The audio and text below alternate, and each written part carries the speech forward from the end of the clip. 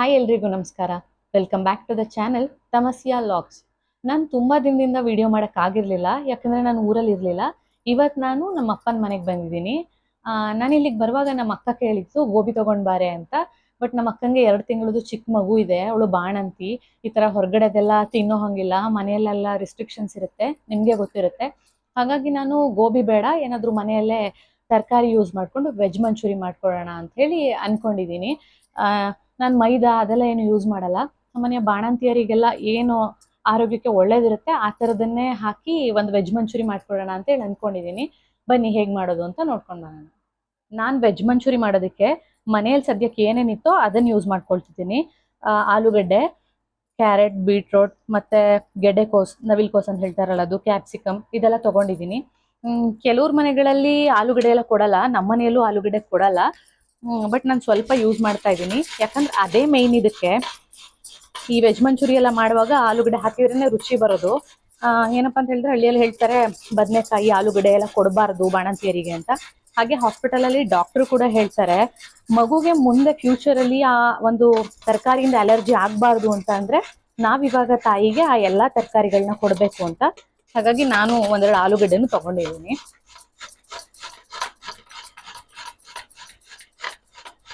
ನಿಮಗೆ ಆಲೂಗಡ್ಡೆ ಎಲ್ಲ ಕೊಡೋಕೆ ಇಷ್ಟ ಇಲ್ಲ ಅಂತ ಹೇಳಿದ್ರೆ ಬೇರೆ ನಿಮ್ಮ ಹತ್ರ ಇನ್ನೇನು ತರಕಾರಿ ಇರುತ್ತೆ ಅದನ್ನೆಲ್ಲ ಯೂಸ್ ಮಾಡ್ಬೋದು.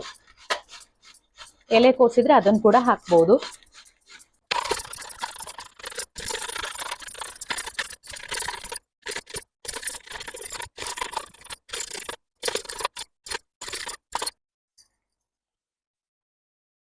ನಮ್ಮ ಅಕ್ಕಂಗೆ ಗೋಬಿ ಅಂದರೆ ತುಂಬಾನೇ ಇಷ್ಟ, ಯಾವಾಗಲೂ ಗೋಬಿ ಗೋಬಿ ಅಂತಿರ್ತಾಳೆ. ಈಗ ವೆಜ್ ಮಂಚೂರಿ ಅವಳಿಗೆ ಹೆಂಗೆ ಅನ್ಸುತ್ತೋ ಏನೋ, ಅದಕ್ಕೋಸ್ಕರ ನಾನು ಬೀಟ್ರೂಟ್ ಕೂಡ ತೊಗೊಳ್ತೀನಿ. ಕೆಲವರಿಗೆ ಬೀಟ್ರೂಟ್ ಹಾಕೋದಕ್ಕೆ ಇಷ್ಟ ಆಗಲ್ಲ, ನನಗೆ ಒಳ್ಳೆ ಕಲರ್ ಬರುತ್ತೆ, ನ್ಯಾಚುರಲ್ ಆಗಿ ಕಲರ್ ಬರುತ್ತೆ ಅಂತ ಹೇಳಿ ನಾನು ಬೀಟ್ರೂಟ್ ಯೂಸ್ ಮಾಡ್ತಾ ಇದ್ದೀನಿ. ಕೆಲವರೆಲ್ಲ ಬೀಟ್ರೂಟ್ ತುಂಬ ಸ್ವೀಟ್ ಆಗುತ್ತೆ ಅಂತ ಹೇಳಿ ಬೀಟ್ರೂಟ್ ಎಲ್ಲ ಯೂಸ್ ಮಾಡಲ್ಲ, ಬಟ್ ಆರೋಗ್ಯಕ್ಕೆ ತುಂಬ ಒಳ್ಳೆಯದು.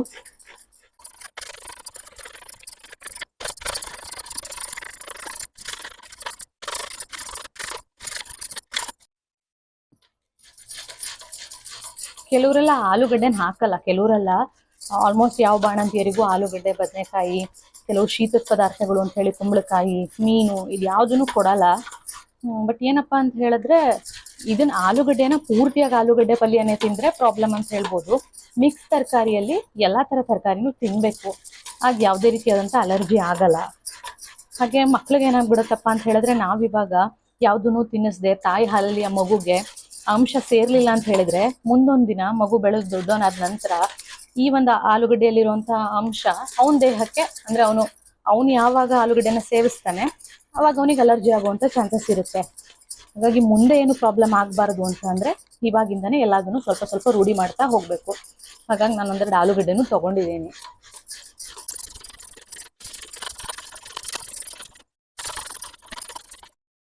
ನಾನು ಗೆಡ್ಡೆಕೋಸು ಕೂಡ ತೊಗೊಂಡಿದ್ದೀನಿ.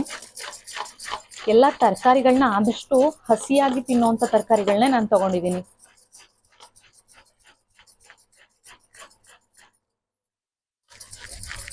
ವೆಜ್ ಮಂಚೂರಿಗೆಲ್ಲ ಹಾಗೇನೆ ಕ್ಯಾರೆಟ್, ಬೀಟ್ರೂಟ್, ಆಲೂಗಡ್ಡೆ ಇದೇ ಮೇಯ್ನ್ ಆಗಿರುತ್ತೆ.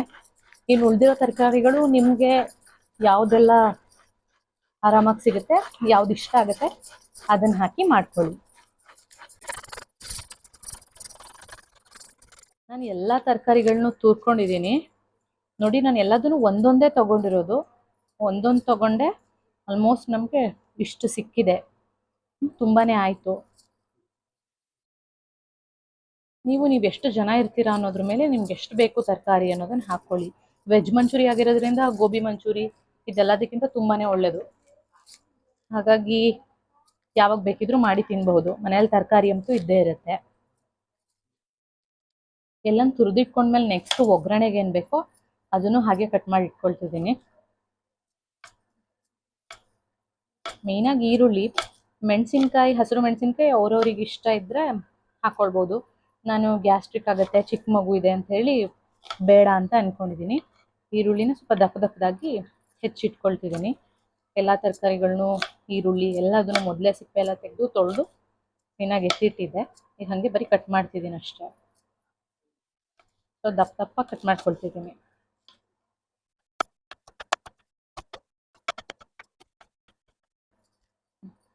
ಹೀಗೆ ಕ್ಯಾಪ್ಸಿಕಮ್ಮು ತೊಗೊಂಡಿದ್ದೀನಿ, ಇದನ್ನು ಅಷ್ಟೇ ಸ್ವಲ್ಪ ದಪ್ಪದಾಗಿ ಹೆಚ್ಕೊಳ್ತೀನಿ. ನಿಮಗೆ ಸಣ್ಣಕ್ಕೆ ಇಷ್ಟ ಇದ್ದರೆ ಸಣ್ಣಕ್ಕೆ ಹಾಕ್ಕೊಳ್ಳಿ.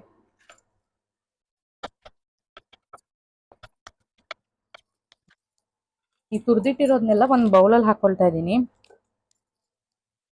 ಇದನ್ನ ಕಲಸಿ ಹಾಕಬೇಕು. ನಾನು ತರಕಾರಿಗಳನ್ನ ಕಟ್ ಮಾಡ್ಕೊಳ್ಳುವಾಗ ಈರುಳ್ಳಿ ಕ್ಯಾಪ್ಸಿಕಮ್ ಎಲ್ಲ ಕಟ್ ಮಾಡಿಕೊಂಡೆ, ಟೊಮ್ಯಾಟೊ ಕಟ್ ಮಾಡಲಿಲ್ಲ. ಮತ್ತು ನಾನು ಟೊಮೆಟೊ ಕೆಚಪ್ನ ಕೂಡ ಯೂಸ್ ಮಾಡಲ್ಲ. ನಾವೇ ಮನೆಯಲ್ಲಿ ನ್ಯಾಚುರಲ್ ಆಗಿ ಮಾಡಿಕೊಂಡು ಆ ಕೆಚಪ್ನ ಇದಕ್ಕೆ ಯೂಸ್ ಮಾಡ್ತೀನಿ ಫ್ರೈ ಮಾಡುವಾಗ. ಅದನ್ನು ಹೇಗೆ ಮಾಡೋದು ಅಂತ ನಾನು ಮತ್ತೆ ತೋರಿಸ್ಕೊಡ್ತೀನಿ. ಇವಾಗ ನೋಡಿ, ಇದಕ್ಕೆಲ್ಲ ತುರಿದಿರೋದನ್ನೆಲ್ಲ ಹಾಕ್ಕೊಂಡು ನಾನು ಗೋಧಿ ಹಿಟ್ಟು ಹಾಕ್ತಾ ಇದ್ದೀನಿ, ಮೈದಾ ಹಿಟ್ಟು ಹಾಕ್ತಾ ಇಲ್ಲ. ಮೈದಾಕ್ಕಿಂತ ಗೋಧಿ ಆರೋಗ್ಯಕ್ಕೆ ಒಳ್ಳೆಯದು. ಮೈದಾ ಹಾಕ್ತಾ ಇಲ್ಲ. ಮನೆಯಲ್ಲಿ ಮಗು ಇದೆ, ಮತ್ತು ಅವಳು ತಿಂದರೆ ಮಗು ಆರೋಗ್ಯಕ್ಕಾಗಲ್ಲ. ಹಾಗಾಗಿ ಕಾರ್ನ್ಫ್ಲೋರ್ ಜಾಸ್ತಿನೇ ಹಾಕ್ತಿದ್ದೀನಿ. ಅದೊಂದು ಅರ್ಧ ಬೌಲ್ ಆಗುವಷ್ಟು ಕಾರ್ನ್ಫ್ಲೋರ್ನ ಹಾಕ್ತಾ ಇದ್ದೀನಿ.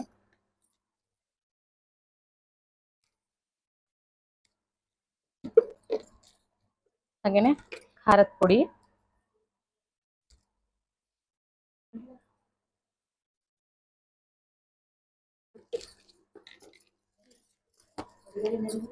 ಮತ್ತೆ ಉಪ್ಪಿನ ಪುಡಿನ ಹಾಕಿ ಚೆನ್ನಾಗಿ ಕಲಿಸ್ಕೊಳ್ಬೇಕು.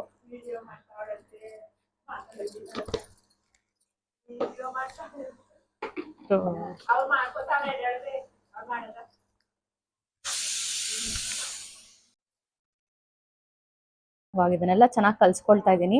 ನೀರೇನು ಹಾಕಲ್ಲ, ಯಾಕಂದರೆ ಕೆಲವ್ರು ತರಕಾರಿ ಇದನ್ನು ತುರಿದ ಮೇಲೆ ನೀರನ್ನೆಲ್ಲ ಹಿಂಡ್ಬಿಡ್ತಾರೆ. ನಾನು ಯಾವುದನ್ನು ಹಿಂಡಿಲ್ಲ, ಹಾಗೆ ಬಿಟ್ಟಿದ್ದೀನಿ. ಹಾಗಾಗಿ ಇದನ್ನು ಕಲಿಸುವಾಗ ಏನು ನೀರು ಹಾಕ್ತಾ ಇಲ್ಲ. ಹಾಗೆ ಮಿಕ್ಸ್ ಮಾಡಿ ಚೆನ್ನಾಗಿ ಮಿಕ್ಸ್ ಮಾಡ್ತಾ ಅದೇನೆ ಸರಿ ಹೋಗುತ್ತೆ.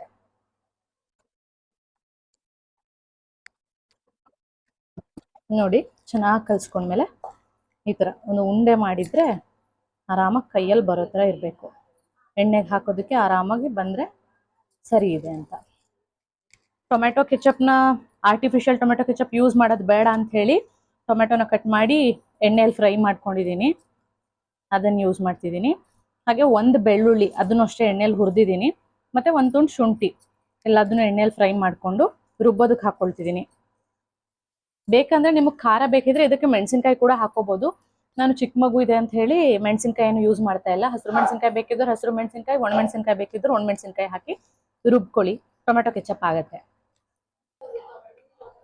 ಹಾಗೆ ಇದಕ್ಕೆ ಬೆಲ್ಲನೂ ಕೂಡ ಸೇರಿಸ್ಕೊಳ್ತಿದ್ದೀನಿ. ನಾನು ಆಗಲೇ ಇದನ್ನು ಕಲಸಿಟ್ಟಿದ್ದೆ. ಈಗ ಚೆನ್ನಾಗಿ ಮಿಕ್ಸ್ ಮಾಡಿ ಎಣ್ಣೆದನ್ನು ಕಾಯೋದಕ್ಕಿಟ್ಟು ಚಿಕ್ಕ ಚಿಕ್ಕ ಉಂಡೆಗಳನ್ನ ಮಾಡಿ ಹಾಕೊಳ್ತಾ ಇದ್ದೀನಿ.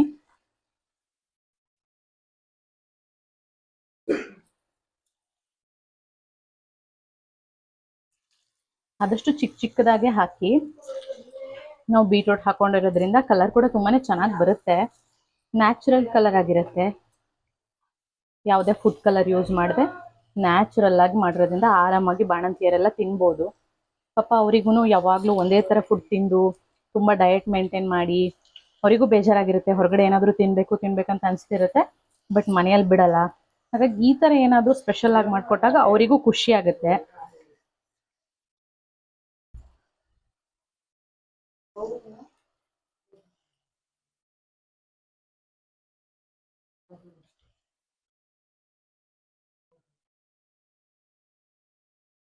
ಹೊರಗಡೆ ಎಲ್ಲ ಹೋಗಿ ತಿನ್ನೋದಕ್ಕಿಂತ ಈ ಥರ ಮನೆಯಲ್ಲಿ ಮಾಡಿ ತಿನ್ನೋದ್ರಿಂದ ಆರೋಗ್ಯಕ್ಕೂ ಒಳ್ಳೇದು, ಮತ್ತು ಏನೋ ಒಂದು ರೀತಿ ಮನಸ್ಸಿಗೆ ಸಮಾಧಾನ ಇರುತ್ತೆ, ನಾವೇ ಮಾಡಿದ್ವು ಅನ್ನೋ ಒಂದು ಖುಷಿ ಇರುತ್ತೆ. ಆದಷ್ಟು ಎಲ್ಲದನ್ನು ಮನೆಯಲ್ಲೇ ಮಾಡಿ. ಯಾವತ್ತು ಬಾಯಿ ರುಚಿಗೋಸ್ಕರ ಹೊರಗಡೆ ತಿಂತೀವಿ ಅಂತ ಹೇಳಿ ಹೆಲ್ತ್ ಜೊತೆ ಕಾಂಪ್ರಮೈಸ್ ಆಗಬಾರ್ದು. ಹಾಗಾಗಿ ಬಾಯಿ ರುಚಿನೂ ತುಂಬಾ ಮುಖ್ಯ, ಮನೆಯಲ್ಲಿ ರುಚಿಯಾಗಿ ಮಾಡ್ಕೊಂಡು ತಿನ್ನೋದು ಅಷ್ಟೇ ಮುಖ್ಯನೇ ಆಗಿರುತ್ತೆ.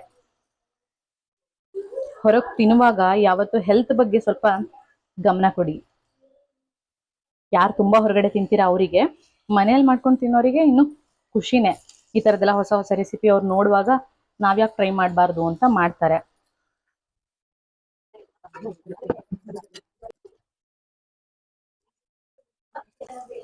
ನೋಡಿ, ಕಲರ್ ಗೋಬಿ ತರನೇ ರೆಡ್ ಕಲರ್ ಇದೆ, ಬಟ್ ಗೋಬಿಗೆ ನೋಡಿ ಕಲರಿಂಗ್ ಏಜೆಂಟ್ನ ಯೂಸ್ ಮಾಡಿ ಅದನ್ನ ರೆಡ್ ಕಲರ್ ಬರ್ಸಿರ್ತಾರೆ.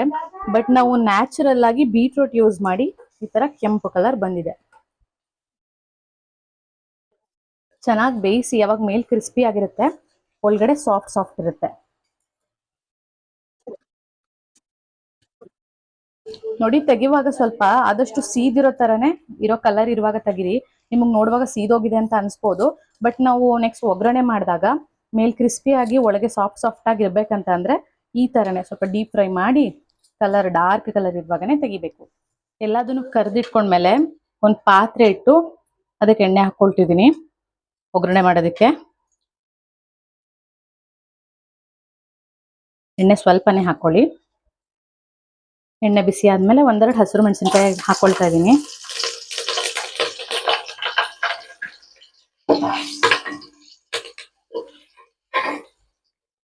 ಮತ್ತೆ ಈರುಳ್ಳಿನ ಹಾಕೊಳ್ತಿದ್ದೀನಿ.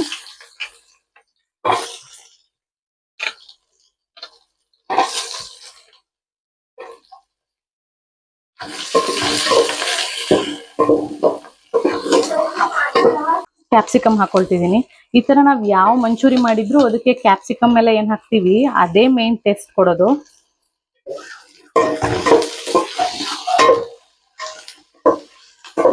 ಪಾಪ ಬಾಣಂತಿಯರಿಗೆಲ್ಲ ಯಾವಾಗ್ಲೂ ಪಥ್ಯದ ಊಟ ತಿಂದು ತಿಂದು ಅವರಿಗೂ ಬೇಜಾರಾಗ್ಬಿಟ್ಟಿರುತ್ತೆ. ಹೊರಗಡೆ ತಿನ್ಬೇಕು ಅನ್ಕೊಳ್ತಿರ್ತಾರೆ, ಬಟ್ ಮನೇಲಿ ಅವ್ರಿಗೆ ಏನು ತಿನ್ನಕ್ ಕೊಡ್ತಿರಲ್ಲ. ಹಾಗಾಗಿ ಈ ತರ ಆರೋಗ್ಯಕರವಾಗಿ ಏನಾದ್ರೂ ಟ್ರೈ ಮಾಡಿ ನೋಡಿ, ಅವರಿಗೂ ಇಷ್ಟ ಆಗುತ್ತೆ. ಅವ್ರಿಗೂ ಹೊರಗೆ ತಿಂದ್ವಿ ಅನ್ನೋ ಒಂದು ಫೀಲ್ ಇರುತ್ತೆ, ಬಾಯಿ ರುಚಿನೂ ಇರುತ್ತೆ.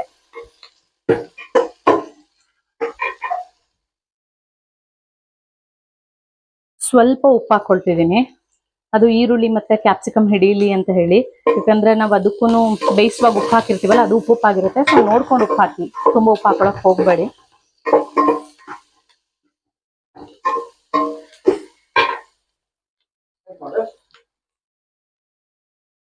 ಆಗ್ಲೇ ಟೊಮ್ಯಾಟೊ ಪ್ಯೂರಿ ರೆಡಿ ಮಾಡಿಟ್ಟಿದ್ನಲ್ಲ, ಅದನ್ನ ಇದಕ್ಕೆ ಹಾಕೊಳ್ತಿದ್ದೀನಿ.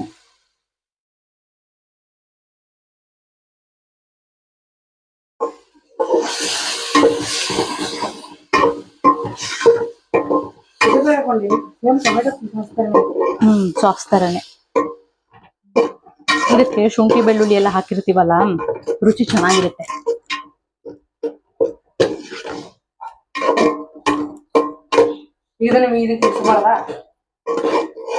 ಮಾಡ್ಬೇಕು.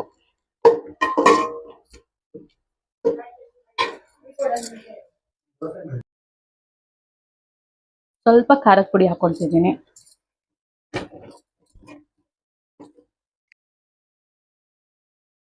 ಟೊಮೆಟೊ ಪ್ಯೂರಿ ಎಲ್ಲ ಬೆಂದ ಮೇಲೆ ಒಂದ್ ಸ್ವಲ್ಪ ಕಾರ್ನ್ ಫ್ಲೋರ್ನ ನೀರಲ್ಲಿ ಕಲ್ಸಿ ಇಟ್ಕೊಂಡಿದ್ದೀನಿ, ಅದನ್ನ ಇದಕ್ಕೆ ಆ್ಯಡ್ ಮಾಡ್ತಾ ಇದ್ದೀನಿ.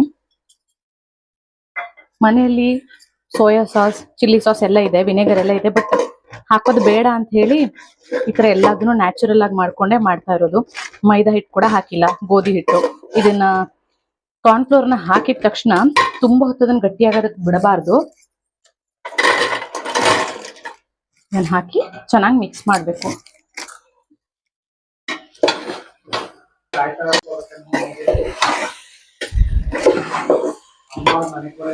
ನ್ಯಾಚುರಲ್ ಆಗಿ ನೋಡೋದಕ್ಕೆ ಗೋಬಿ ತರನೇ ಕಾಣಿಸ್ತಾ ಇದೆ.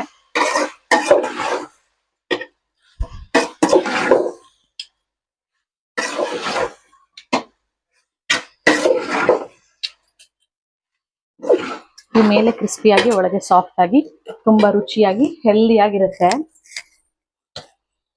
ಕೊನೆಯಲ್ಲಿ ಸ್ವಲ್ಪ ಕೊತ್ತಂಬರಿ ಹಾಕಿ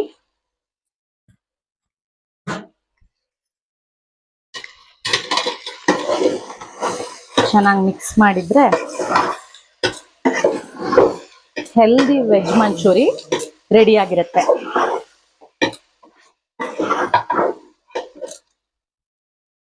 ಮೈದಾ ಇಲ್ಲ, ಸೋಯಾ ಸಾಸ್ ಇಲ್ಲ, ಚಿಲ್ಲಿ ಇಲ್ಲ, ಟೊಮೆಟೊ ಸಾಸ್ ಕೂಡ ಯೂಸ್ ಮಾಡದೆ ಎಲ್ಲ ನ್ಯಾಚುರಲ್ ಆಗಿ ಮನೇಲಿ ಮಾಡಿರುವಂತಹ ವೆಜ್ ಮಂಚೂರಿ.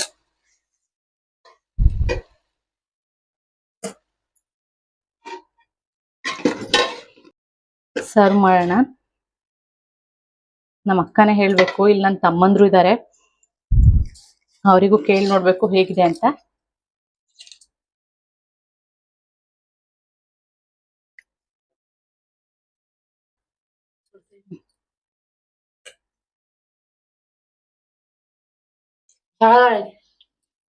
ನನ್ನ ತಮ್ಮ ಚೆನ್ನಾಗಿದೆ ಅಂತ ಹೇಳ್ತಿದ್ದಾನೆ.